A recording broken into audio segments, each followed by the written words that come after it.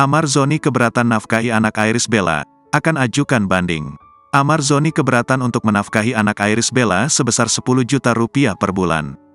Besaran tersebut dibebankan ke Amar Zoni di luar dari biaya pendidikan dan kesehatan.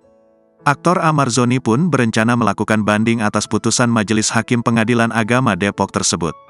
Di sisi lain, pihak Pengadilan Agama Depok sebelumnya juga memberikan kesempatan bagi mantan suami Irish Bella tersebut untuk melakukan banding jika dirasa kurang puas dengan putusan hakim.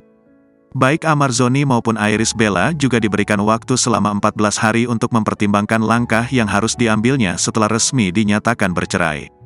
Selain itu, Amar Zoni wajib memenuhi kewajiban nafkah kedua anak meski masih berstatus tahanan atas kasus narkoba. Sebagai informasi, Irish Bella dan Amar Zoni akhirnya resmi bercerai setelah 5 tahun menikah. Dalam putusan melalui sistem e-court, Irish Bella mendapatkan hak asuh kedua anaknya. Irish Bella diminta untuk patuh dengan ketentuan terkait hak asuh anak. Pesinetron cantik ini diminta untuk memberikan akses kepada Amar Zoni untuk bertemu dengan dua anaknya.